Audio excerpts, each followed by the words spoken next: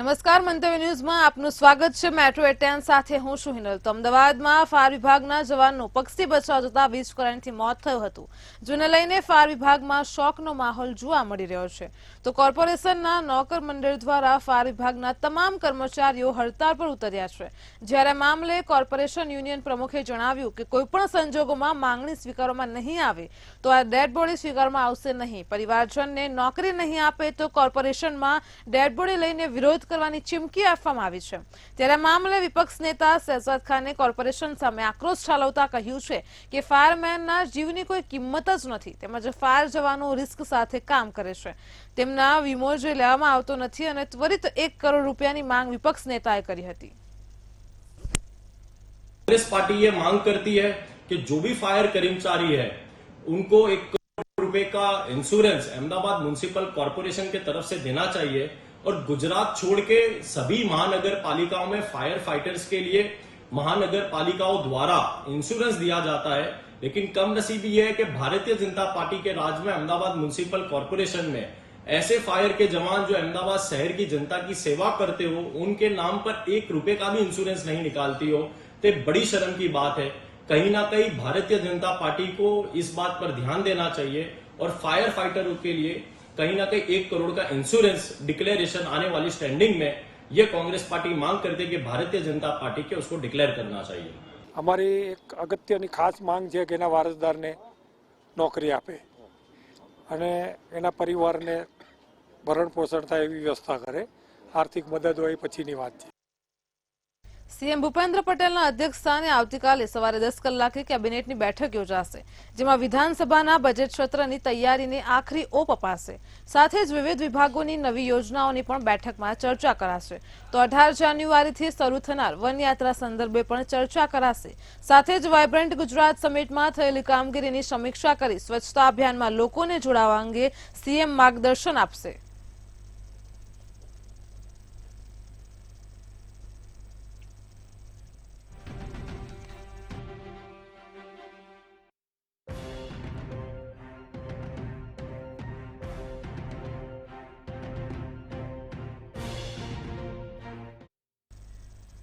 અમદાવાદથી એક મહત્વના સમાચાર સામે આવી રહ્યા છે। તે મુજબ અમદાવાદમાં શાહપુર વિસ્તારમાં અત્યારે વિપક્ષી નેતા અમિત ચાવડા મુલાકાતે છે। તો અમદાવાદના શાહપુર વિસ્તારની મુલાકાતે અમિત ચાવડા 200 વર્ષ જૂના ઐતિહાસિક રામ મંદિરે અમિત ચાવડાએ દર્શન કર્યા છે।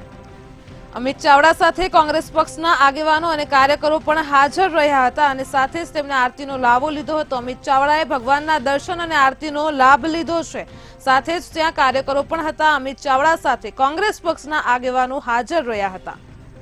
તો અમિત ચાવડા અમદાવાદના શાહપુર વિસ્તારમાં મુલાકાતે હતા। વિસ્તારની મુલાકાતે વિપક્ષી નેતા અમિત ચાવડાએ મંદિરમાં દર્શન કરી અને પૂજા અર્ચના કરી હતી। 200 વર્ષ જૂના ઐતિહાસિક રામ મંદિરે અમિત ચાવડાએ દર્શન કર્યા હતા। તો તે દરમિયાન અમિત ચાવડા સાથે કોંગ્રેસ પક્ષના આગેવાનો અને કાર્યકરો પણ હાજર રહ્યા હતા। પરિવારના સાથીઓ સાથે પૂજા અર્ચન અને આરતીનો લાવો મળ્યો છે। ભગવાન શ્રી રામના ચરણોમાં વંદન કરી પૂજન કરી એ સર્વના કલ્યાણની પ્રાર્થના પણ કરી છે। આજે ભગવાનના નામે ક્યાંક રાજનીતિ થતી હોય પણ ભગવાન રામ સૌના છે અને અમારા સૌના હૃદયમાં ભગવાન રામ માટે એક અનેરું સ્થાન છે, એક અનેરી ભાવના છે, લાગણી છે, એમનો અહોભાવ આખા વિશ્વને છે। એવા સંજોગોમાં ભગવાન રામનું મંદિર, રામજી મંદિર અહીંયા અમદાવાદમાં હોય કે અયોધ્યામાં હોય કે આખા વિશ્વમાં કોઈ પણ ખૂણે હોય એ સૌના માટે પૂજનીય છે અને સૌ પોતાની યથાશક્તિ એના સમય એના સંજોગો મુજબ પોતપોતાની રીતે પૂજા અર્ચન વિધિ હંમેશા કરતા હોય છે। ત્યારે આજે ભગવાન રામને પ્રાર્થના કરી છે કે સર્વનું કલ્યાણ કરે, સૌના જીવનમાં સુખ શાંતિ અને સમૃદ્ધિ બક્ષે અને સૌ સાથે મળી અને આ દેશવાસીઓનું કલ્યાણ થાય, સમગ્ર વિશ્વનું કલ્યાણ થાય એ ભાવના સાથે કામ કરવાની શક્તિ આપે એવી ભગવાન રામ પાસે પ્રાર્થના કરી છે। કોંગ્રેસ પરિવારના જૂનાગઢથી એક મહત્વના સમાચાર સામે આવી રહ્યા છે. તે મુજબ જૂનાગઢમાં અત્યારે કારમાં પોલીસની પ્લેટ રાખીને ફરતા શખ્સ સામે કાર્યવાહી કરવામાં આવી છે. તો જૂનાગઢમાં મોટી કાર્યવાહી કરવામાં આવી છે. સુરેન્દ્રનગરનો એક શખ્સ કારમાં પોલીસ લખેલી પ્લેટ રાખીને ફરતો હતો, તેની સામે કડક કાર્યવાહી કરવામાં આવી છે. સાબલપુર નજીક ચેકિંગ દરમિયાન પોલીસે આ યુવાનને ઝડપી પાડ્યો છે કે જે તેની કારમાં પોલીસની નામ લખેલી પ્લેટ લઈને ફરતો હતો. યુવક પોતે પોલીસમાં ન હોવા છતાં પણ તેને તેની કારમાં આ પ્લેટ મૂકી હતી. તો સુરેન્દ્રનગરના એઝાઝ ખોજવાણી સામે ટ્રાફિક પોલીસે કડક કાર્યવાહી કરી છે.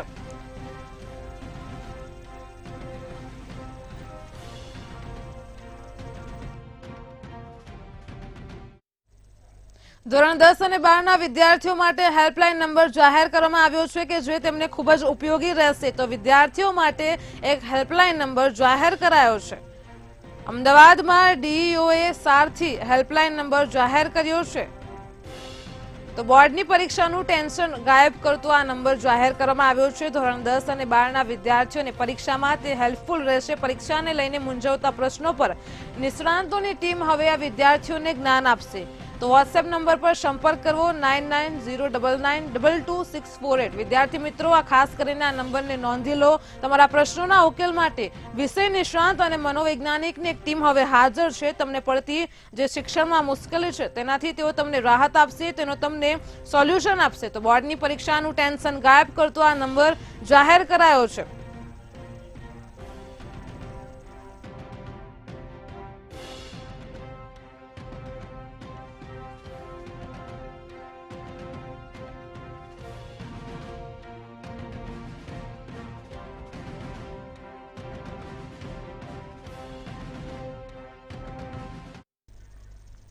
ગુજરાતના વિદ્યાર્થીઓને સ્ટાર્ટઅપમાં વધુ પ્રોત્સાહિત કરવા માટે રાજ્ય સરકાર હવે નવો અભિગમ અપનાવી રહી છે.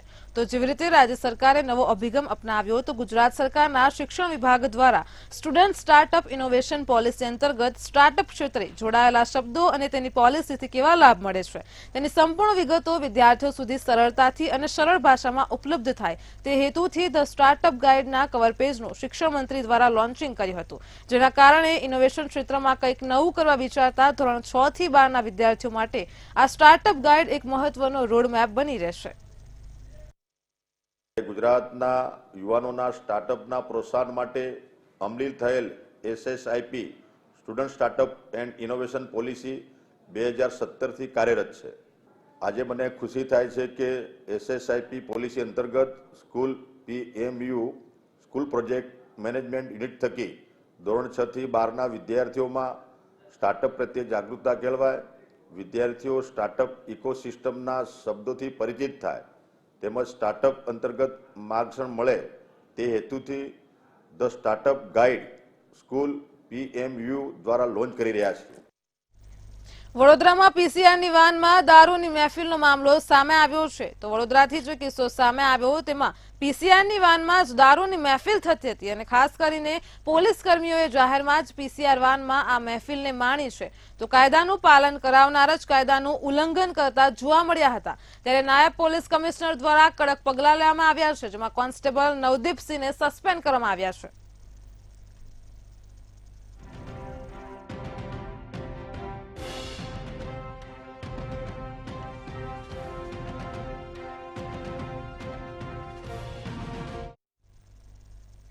સરકાર દ્વારા ડિપ્લોમા ટુ ડિગ્રીમાં પ્રવેશ પરીક્ષાની જાહેરાત કરાય છે. તો ડિપ્લોમા સેલ્ફ ફાઇનાન્સ એસોસિએશને જીટીયુના કુલપતિને આવેદનપત્ર પાઠવ્યો છે, જેમાં ચાલુ વર્ષ માટે ડિપ્લોમાથી ડિગ્રીમાં પ્રવેશ પરીક્ષાના સિલેબસને બદલવા માટે ખાસ માંગ કરવામાં આવી છે. તો 200 માર્ક્સની પ્રવેશ પરીક્ષામાં 50 માર્ક્સ કેમેસ્ટ્રીના હોવાથી સિલેબસ રિવાઇઝ કરવા માંગણી કરાઈ છે. આ મામલે ડિપ્લોમા સેલ્ફ ફાઇનાન્સ એસોસિએશને જીટીયુના કુલપતિને આવેદનપત્ર પાઠવ્યો છે.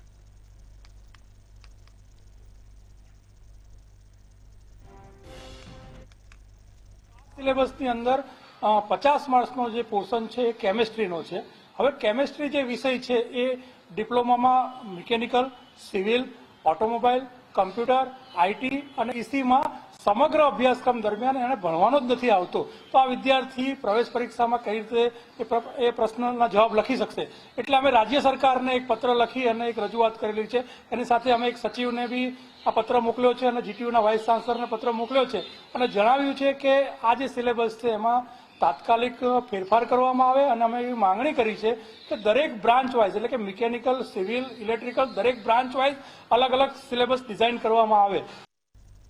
જામનગર શહેર અને જિલ્લામાં પોલીસ દ્વારા સઘન ચેકિંગ હાથ ધરવામાં આવ્યું છે અને જેને લઈને જો પ્રજાસત્તાક પર્વની ઉજવણી સમયે અનિચ્છનીય ઘટના ન બને કે કોઈ પણ દુર્ઘટના ન બને તે માટે આ ચેકિંગ હાથ ધરવામાં આવ્યું છે, જેમાં એસઓજી, બોમ્બ સ્ક્વોડ અને ક્યુઆરટીની જુદી જુદી ટીમો દ્વારા શહેરના રેલવે સ્ટેશન, બસ સ્ટેશન ઉપરાંત જિલ્લાની હોટલો તથા દરિયાકાંઠાના સંવેદનશીલ વિસ્તારોમાં ચેકિંગ હાથ ધરવામાં આવ્યું હતું.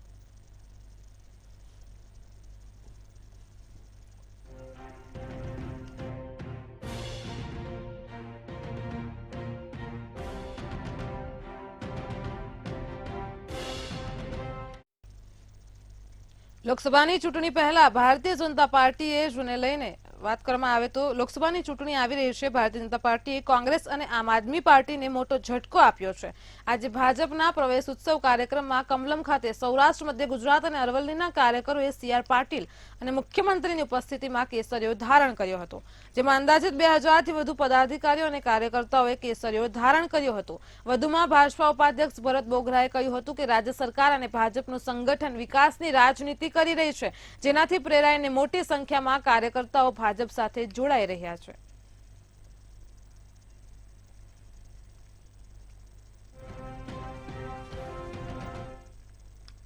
જનતા પાર્ટી ગુજરાત પ્રદેશ કાર્યાલય એટલે કમલમ ખાતે ગુજરાતના યશસ્વી આદરણીય પ્રદેશ અધ્યક્ષ CR પાટીલ સાહેબ અને ગુજરાતના મુખ્યમંત્રી આદરણીય ભૂપેન્દ્રભાઈ પટેલ સાહેબના અધ્યક્ષતામાં અમારા સૌ મંત્રીશ્રીઓ, ધારાસભ્યો અને પ્રદેશના હોદ્દેદારોની ઉપસ્થિતિમાં આજે ગુજરાતમાંથી રાજકોટ જિલ્લો, રાજકોટ શહેર, ઉત્તર ગુજરાત, મધ્ય ગુજરાત, બરોડા જિલ્લો, અલગ અલગ જિલ્લામાંથી લગભગ 2100થી વધારે અલગ અલગ પક્ષના કાર્યકર્તાઓ એમની પાર્ટી છોડી અને ભારતીય જનતા પાર્ટીમાં જોડાણા છે.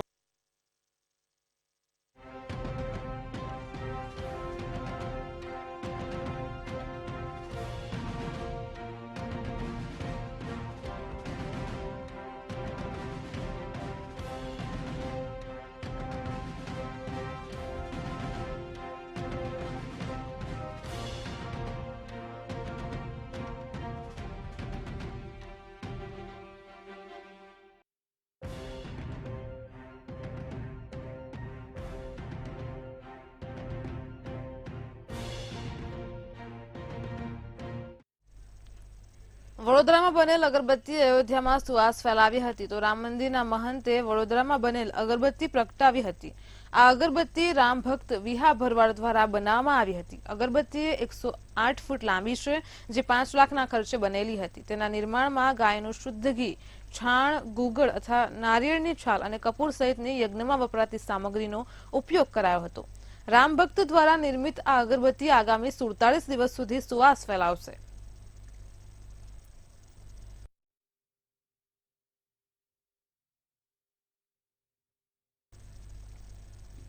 22 જાન્યુઆરીના રોજ રાજકોટ રામમય બનશે તો સનાતન ધર્મ રક્ષક સમિતિ દ્વારા રાજકોટમાં મિની અયોધ્યા બનાવાયું છે. તો વિરાણી હાઈસ્કૂલ ગ્રાઉન્ડમાં મિની અયોધ્યા તૈયાર કરાતા હજારોની સંખ્યામાં રામ ભક્તોમાં ખુશીનો માહોલ જોવા મળ્યો છે. આવતીકાલથી તારીખ 17 થી 22 જાન્યુઆરી સુધી રાજકોટમાં શ્રી રામ મંદિરની દર્શન માટે તથા ત્યાં વિવિધ કાર્યક્રમો પણ યોજાશે. 28 ફૂટની ભગવાન રામની અને હનુમાનજીની કટઆઉટ તૈયાર કરવામાં આવ્યું છે. આ સાથે 150 ફૂટના સ્ટેજ પર રામ મંદિરની પ્રતિકૃતિ પણ આકર્ષણ જમાવશે. તો 22મી જાન્યુઆરીએ અયોધ્યામાં થતા પ્રાણ પ્રતિષ્ઠા મહોત્સવને અહીં LED સ્ક્રીન પર લાઈવ બતાવવામાં આવશે, ત્યારે હજારોની સંખ્યામાં રાજકોટવાસીઓ ઉમટી પડશે. એક બાજુ જ્યાં અયોધ્યામાં શ્રી રામ મંદિરનું નિર્માણ થયું છે અને ત્યારબાદ તેની પ્રાણ પ્રતિષ્ઠા 22 જાન્યુઆરીના રોજ થઈ રહ્યું છે, ત્યારે રાજકોટમાં પણ એ જ પ્રકારના દ્રશ્યો છે તે ક્યાંક સામે આવી રહ્યા છે. રાજકોટમાં મિની અયોધ્યા છે તે ક્યાંક ઊભું કરવામાં આવ્યું છે અને આ મિની અયોધ્યાના દર્શન કરવા માટે મોટી સંખ્યામાં લોકો ઉમટે એ પ્રકારનું આખું આયોજન છે તે કરવામાં આવ્યું છે. ચોક્કસથી કહી શકાય કે જે અયોધ્યામાં જે રીતનું ભવ્ય આયોજન કરવામાં આવ્યું છે, રાજકોટમાં પણ આ જ પ્રકારનું આયોજન છે તે કરવામાં આવ્યું છે. આયોજક આપણી સાથે છે, એમની સાથે જ વાત કરીશું. વિજયભાઈ, શું કહેશો, કઈ પ્રકારનું આખું આયોજન રાજકોટ ખાતે કરવામાં આવ્યું છે? આયોજન કેટલા સમયથી ક્યાંક ચાલી રહી છે? શ્રી સનાતન ધર્મ રક્ષક સમિતિ દ્વારા છેલ્લા 2 મહિના થયા અમારા માર્ગદર્શન અમારા વડીલ શ્રી ભરતભાઈ દોશી અને ગુજરાતના સનાતન ધર્મના અધ્યક્ષ તરીકે મારી એક જવાબદારી આવે છે. એટલે એ જવાબદારીના ભાગરૂપે સ્વાભાવિક છે સનાતન ધર્મનો આવડો મોટો એક ભગીરથ કાર્ય થઈ રહ્યું હોય ભારતમાં, ત્યારે તેના અંતર્ગત રાજકોટમાં સમગ્ર સૌરાષ્ટ્રવાસીઓને આનો દર્શનનો લાભ મળે અને અયોધ્યા ખાતે ન જઈ શકે એના માટે પહોંચી શકે એમ ન હોય તો રાજકોટ ખાતે એક મિની અયોધ્યા જે રામ મંદિર એની પ્રતિકૃતિ સ્વરૂપે ભવ્ય મંદિર સ્વાભાવિક છે તમે જોઈ શકો પાછળ બનાવવામાં આવ્યું છે. તો તારીખ 17 થી 22 જાન્યુઆરી 5 દિવસ સુધી આ મંદિર અહીંયા રહેશે સ્થળ ઉપર, અહીં બધાના દર્શનનો લાભ મળશે. આવતીકાલે 17ના જૂનાગઢના પૂજ્ય ઇન્દ્ર ભારતી બાપુના વરદ હસ્તે આ મંદિરના ખુલ્લું મૂકવામાં આવશે. ત્યારબાદ બાપુના હસ્તે મહાઆરતી અને પ્રસાદનું એક આયોજન કરવામાં આવેલ છે. તારીખ 18 ભવ્યથી ભવ્ય રામ ડાયરો, તારીખ 19ના યુવાનોને ઘેલું લગાડનાર એક મ્યુઝિક એટલે કે અઘોરી મ્યુઝિકનું ભવ્ય આયોજન, 20ના એક બહેનો માટે રાસ ગરબા, 21ના રાજભા ગઢવીઓને ભવ્યથી ભવ્ય ડાયરાનું આયોજન અને ત્યારબાદ રાતે 12ના ટકોરે એક ભવ્યથી ભવ્ય આતશબાજી તેના ફટાકડા જે દિવાળી ઉપર આપણે ફટાકડા ફોડીને જે આખો માહોલ બાંધીએ છીએ અને જશ્ન ઉજવીએ છીએ કે આખો એના માટે ભવ્ય ફટાકડાનું આયોજન કરવામાં આવેલ છે આતશબાજીનું આખા રાઉન્ડમાં એક ઈ પણ એક આયોજન છે. ત્યારબાદ તારીખ 22ના જે અયોધ્યા નગરી ખાતે જે આપણા સંતો તેમજ વડાપ્રધાન દ્વારા જે સમગ્ર પૂજાપાઠ જે પણ પૂજા અર્ચના છે એનું સંપૂર્ણ ટેલિકાસ્ટ અહીં સ્થળ ઉપર ભવ્યથી ભવ્ય એક મોટી LED સ્ક્રીન મૂકી અને રાજકોટની જાહેર જનતાને આ સમગ્ર પૂજા પાઠનો જે કાંઈ છે એ બધું અહીંયા સ્થળ ઉપર એનો લાભ મળશે. બીજા પણ આપણી સાથે આયોજક છે એમની સાથે વાત કરશું. ભરતભાઈ, આ કન્સેપ્ટ કેવી રીતના વિચારમાં આવ્યો કે આ પ્રકારનું પ્રતિકૃતિ રાજકોટમાં પણ બનવું જોઈએ, રાજકોટમાં પણ મિની અયોધ્યા નગરી બનવી જોઈએ? લગભગ 500 વર્ષ પહેલા એક વિચાર હતો કે આવું કંઈ હોય અને એ પુનઃસ્થાપના સુપ્રીમ કોર્ટ દ્વારા જ્યારે નિર્ણય થયો અને પુનઃસ્થાપના થઈ રહી છે ત્યારે એક વખત હું અને વિજયભાઈ બંને ભેગા થયા અને વિચાર ખરેખર દિલથી ખુલ્લીને કહું છું કે વિચાર વિજય વાંકનો છે. એટલે એણે મને કીધું વડીલ આવું કંઈક કરીએ તો બધા તો કે અયોધ્યા જઈ શકવાના નથી, તો આપણે અહીંયા અયોધ્યા નગરીની પ્રતિકૃતિ મંદિર બનાવી અને દર્શનાર્થે ખુલ્લું મૂકી 5 દિવસ માટે તો પ્રજાને નગરજનોને લાભ મળે. એટલે વાત આગળ જતાં અમારા મિત્રોમાં અમે 5 સર્કલમાં બધાએ વાત કરી, બધાએ કીધું ખૂબ સારું આયોજન, આવું કરી શકીએ તો. એટલે એના ભાગરૂપે અયોધ્યા ગયા, ત્યાંથી સરયુ નદીનું પાણી આપના માધ્યમથી લોકોને ખ્યાલ છે, ત્યાંની માટી, ગર્ભગૃહ અને એ મંદિરની જગ્યાની માટી એ બધું લઈ આવી અને એનું અહીંયા કરી અને મધ્યસ્થ કાર્યાલય ખોલ્યું. ત્યારબાદ આ આખું ઊભું કરતાં અમને 8-10 દિવસ થયા છે અને અમારો પ્રયત્ન આપની ચેનલના માધ્યમથી એવો છે કે વધારે લોકો લાભ લે. શું કાર્યક્રમ છે એ બધું આપને અધ્યક્ષે કીધું, તો અમારો ઈરાદો એવો છે વધારે લોકો આનો લાભ લે અને રોજ દર્શનાર્થે આવે. રોજ 8:15 વાગે આરતી, પ્રાતઃ આરતી, સાંય આરતી વિધિવત એક મંદિરના ઓલા તરીકે જ અમે આને કરવાના છીએ. ચોક્કસથી કહી શકાય કે વિધિવત પૂજન અર્ચના પણ અહીં થવાનું છે. ત્યારે અયોધ્યામાં જે પ્રકારની પ્રતિકૃતિ, જે પ્રકારનું મંદિર છે એ જ પ્રકારનું મંદિર છે તે રાજકોટમાં પણ બનાવવામાં આવ્યું છે. રાજકોટના વિરાણી હાઈસ્કૂલમાં આ પ્રતિકૃતિ છે તે ક્યાંક ઊભી કરવામાં આવી છે અને આના જ કારણે હજારો રામ ભક્તો છે તે અહીં દર્શન કરવા માટે આવશે. એટલે કે 17 તારીખથી 24 તારીખ સુધી આ પ્રકારનું જે આયોજન અહીં કરવામાં આવ્યું છે ખૂબ જ ભવ્ય આયોજન છે, જેથી જે લોકો અયોધ્યા સુધી ન પહોંચી શકે તે જે રામ ભક્તો છે તે રામ મંદિરના દર્શન કરી શકે. આ જ હેતુથી આ મંદિર છે તે ક્યાંક ઊભું કરવામાં આવ્યું છે. આગામી 22મી જાન્યુઆરીએ અયોધ્યામાં ભગવાન રામ મંદિરમાં પ્રાણ પ્રતિષ્ઠા થવા જઈ રહી છે, જેને લઈને લોકોમાં આનંદનો માહોલ છે. ત્યારે અમદાવાદમાં આવેલા વટવા વિસ્તારમાં સ્થાનિકો દ્વારા અયોધ્યાની પ્રતિકૃતિ બની રહી છે. અયોધ્યાના દર્શન કરી શકે તે માટે આ વ્યવસ્થા સ્થાનિકો દ્વારા કરવામાં આવી છે. આ રામ મંદિરની લંબાઈ 10 ફૂટથી વધુ અને ઊંચાઈ 6 ફૂટથી વધુ રાખવામાં આવી છે. આગામી પ્રાણ પ્રતિષ્ઠા પછી આ મંદિરને ગામડે દર્શન માટે લઈ જવામાં આવશે. લગભગ 2-2.5 મહિનાથી આ કામ અમારે ચાલુ છે. બરાબર. લાકડું અમે 90નું વાપર્યું છે, MDF. અને શું ધ્યાન રાખ્યું? ધ્યાન તો જેમ આઈડિયા આવે એમ અમે કરતા રહીએ છીએ. બરાબર. હા, ફોટામાં જોઈને અમે થોડું એ કરીએ છીએ. એટલે કેટલા વર્ષથી તમે કામ કર્યું? મારા કામ લગભગ 33 વર્ષ થઈ ગયા આ લાઈનમાં. એટલે ફોટા જોઈને તમે બનાવો છો કે? ના, ફોટા જોઈને બનાવીને એમને આઈડિયા પણ આવી જાય થોડો ઘણો. વધારે મહેનત તો અમારા સંજયભાઈ જ કરે છે. હવે તો બધા હેન્ડલિંગ કરીએ છીએ.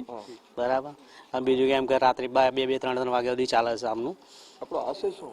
આશય તો શું કે આપણે સમાજમાં જાગૃતિ આવે કે એમ ધર્મ પ્રત્યે આમ જાગૃતિ થાય એના માટેનું જ અમારો આ ઉદ્દેશ્ય છે. અયોધ્યા ના જાય? અયોધ્યા આપણે અહીંયા લાવીએ તો હા, એટલે કહેવાનો મતલબ લાભ કેટલા લોકોને મળશે દર્શનનો?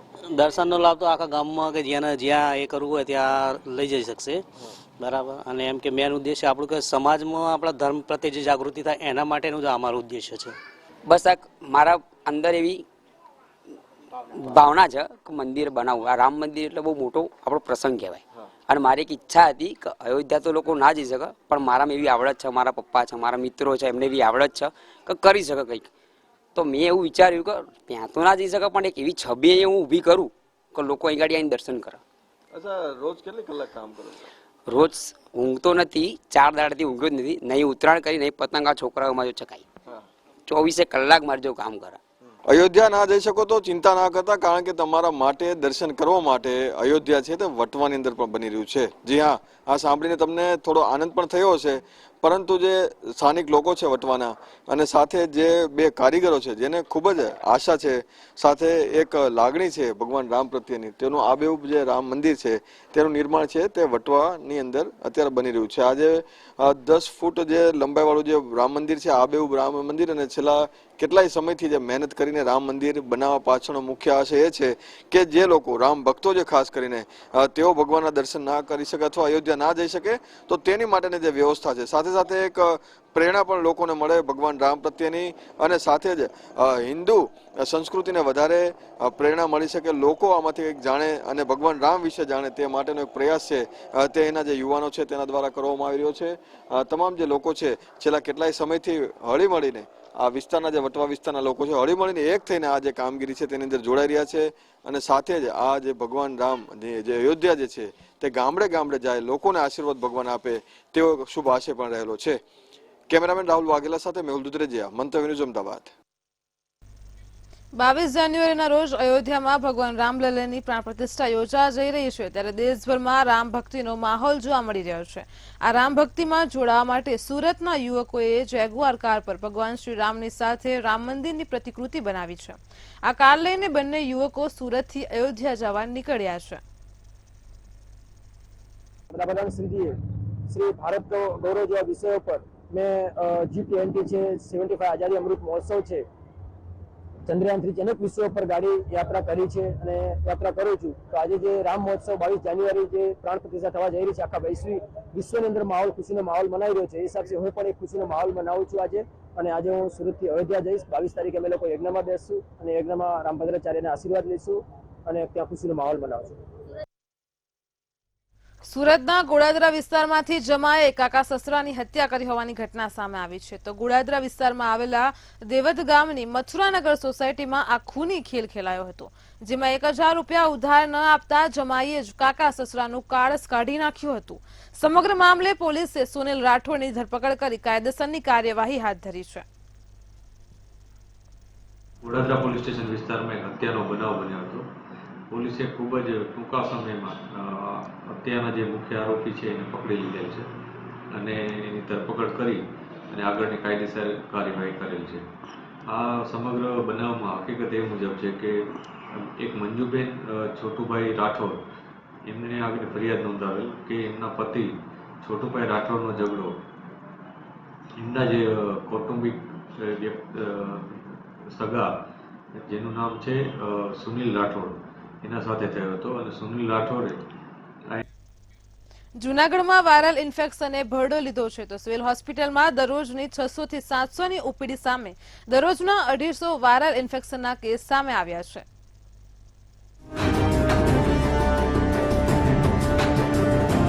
શિયાળાની ઋતુ શરૂ થતાં જ માંદગીના ખાટલાઓ શરૂ થઈ જાય છે. શિયાળાની ઋતુમાં જૂનાગઢની સિવિલ હોસ્પિટલમાં ઇન્ફેક્શનના કેસોમાં ધરખમ વધારો થયો છે. સામાન્ય રીતે દરરોજના 400 થી 500 ની ઓપીડી નોંધાતી હતી, જેની સામે હાલમાં ગત મહિનાથી ઓપીડીમાં વધારો થયો છે, જેમાં 650 થી 700 જેટલા દર્દીઓ જુદી જુદી મેડિકલ તપાસ માટે આવ્યા હોવાનું નોંધાયું છે. ત્યારે દરરોજના 200 થી 250 દર્દીઓ વાયરલ ઇન્ફેક્શનના નિદાન કરાવી રહ્યા છે. વિન્ટર સિઝનમાં જોવા જઈએ તો ઓપીડીમાં કાફી વધારો છે પહેલાં કરતાં. પહેલાં આશરે મંડે ટ્યુઝડે વીક સ્ટાર્ટિંગના જે વીક ડેઝ હોય છે એની અંદર 400-500ની ઓપીડી આવતી, પણ જ્યારથી વિન્ટર્સ ચાલુ થયા છે ત્યારે 600, 650, 550 એવા વીક ડેઝના સ્ટાર્ટિંગમાં ઓપીડીઝ આવે છે. તો કેસીસ કાફી વધ્યા છે વિન્ટર્સ જ્યારથી સ્ટાર્ટ થયું છે ત્યારથી. વાતાવરણમાં પલટો અને મિશ્ર ઋતુના કારણે વાયરલ ઇન્ફેક્શનના કેસોમાં વધારો થઈ રહ્યો છે, જેમાં ડેન્ગ્યુ, મેલેરિયા સહિતના બેક્ટેરિયાવાળા વાયરસના ફેલાવાથી રોગચાળો વકર્યો છે. શિયાળાની ઋતુમાં ઇન્ફ્લુએન્ઝા વાયરસ ફેલાતો હોય છે, જેના લીધે નાકમાં શરદી ભરાઈ જવી સાથે જ ગળું સૂકાઈ જવું, ગળું બળવું જેવા લક્ષણો જોવા મળતા હોય છે, જેમાં વધુમાં વધુ સ્કૂલના બાળકોમાં RSLV નામના વાયરસનો ખતરો વધારે રહેતો હોય છે.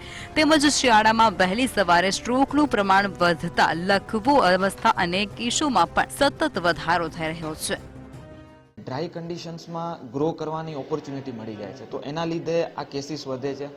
પ્લસ વિન્ટર્સમાં આપણે અર્લી મોર્નિંગ સ્ટ્રોક્સ, જે આપણે લકવો કહીએ, હાર્ટ એટેક કહીએ, એ અર્લી મોર્નિંગમાં 4-5 વાગ્યાના વિન્ટર સિઝનમાં વધારે જોવા મળે, કારણ કે એ જ આપણી નળી જે હોય આર્ટરી, એની સ્ટીફનેસ વધારે ડ્રાય નેચર હોવાના કારણે વિન્ટર્સમાં સ્ટ્રોક પણ વધારે જોવા મળે છે. પ્લસ અસ્થમાના જેટલા કેસીસ છે, COPDના જેટલા કેસીસ છે, એ પણ વિન્ટર્સમાં આપણે વધારે જોવા મળે છે. આમ શિયાળાની ઋતુ શરૂ થતા જ સિવિલ હોસ્પિટલમાં એક જ માસમાં 7500 જેટલા દર્દીઓ વાયરલ ઇન્ફેક્શનના નોંધાતા ખળભળાટ મચી જવા પામ્યો છે. જ્યારે વાયરલ ઇન્ફેક્શનથી બચવા અને કડકડતી ઠંડીથી રક્ષણ મેળવવા ઘરની બહાર નીકળવાનું ટાળવું અને ગરમ વસ્ત્રો પહેરવા તેમજ હાઇડ્રેશન વધારવા તબીબે સૂચન કર્યું છે. અમાર વખાઈ, મંતવ્ય ન્યૂઝ, જૂનાગઢ. વડોદરા શહેરમાં વધુ એકવાર સ્વચ્છતાના નિયમોના ધજવગરા ઉડતા હોય તેવા દ્રશ્યો સામે આવ્યા છે. ત્યારે વાત કરવામાં આવે તો વડસર ડમ્પિંગ સાઇટમાં લાગેલી આગમાં ગેરકાયદે મેડિકલ વેસ્ટનું ડમ્પિંગ થયું હોવાનું સામે આવ્યું છે. અહીં ગેરકાયદે મેડિકલ વેસ્ટના ડમ્પિંગના કારણે વડસરમાં આગ લાગી હોવાની ઘટના સામે આવી છે. તો વડસરમાં ભીખાભાઈ ભાલિયાની જગ્યામાં આગનો બનાવ બન્યો હતો. વડોદરા ફાયર બ્રિગેડના જવાનોએ ભારે જહેમત ઉઠાવી અને આગ ઉપર કાબુ મેળવ્યો હતો. જ્યારે વડોદરા પાલિકાએ આ મામલે GPCBને જવાબદાર ઠેરવી પોતાના હાથ ઊંચા કરી દીધા હતા.